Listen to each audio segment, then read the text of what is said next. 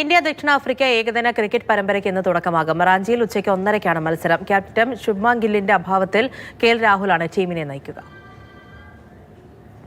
Test പരമ്പര white wash ചെയ്യപ്പെട്ട ആഘാതത്തിൽ നിൽക്കുന്ന ഇന്ത്യൻ ടീമിന് അഗ്നിപരീക്ഷയാകുകയാണ് ഏകദിന പരമ്പര. ജയത്തിൽ കുറഞ്ഞതൊന്നും തന്നെ ഇന്ത്യൻ ടീം ഇന്നത്തെ മത്സരത്തിൽ പ്രതീക്ഷിക്കുന്നില്ല. ഇന്ത്യ ദക്ഷിണാഫ്രിക്ക പോരാട്ട ചരിത്രത്തിന്റെ കണക്കുകൾ പരിശോധിച്ചാൽ മുൻതൂക്കം ദക്ഷിണാഫ്രിക്കയ്ക്കാണ്.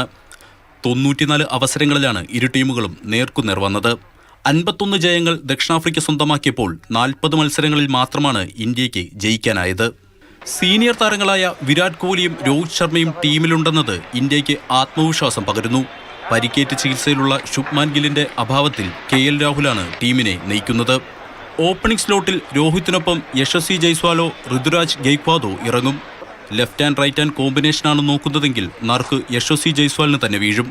മധ്യനിരയിൽ തിലക് വർമ്മയും ഋഷഭ് പന്തും പരിഗണിക്കപ്പെടും. ഓൾറൗണ്ടർമാരായ വാഷിംഗ്ടൺ സുന്ദർ, രവീന്ദ്ര ജഡേജ, നിതീഷ് കുമാർ റെഡ്ഡി എന്നിവരും പ്ലേയിംഗ് 11-ൽ ഇടം പിടിച്ചേക്കാം. ഫോമിലുള്ള കുൽദീപ് യാദവിനാകും സ്പിൻ ബൌളിംഗിന്റെ ചുമതല. ഹർഷിത് റാണയും അർഷദീപ് സിംഗും പ്ലേയിംഗ് 11-ൽ ഉൾപ്പെടാൻ സാധ്യതയുണ്ട്. Sports desk, Mathrubhumi news.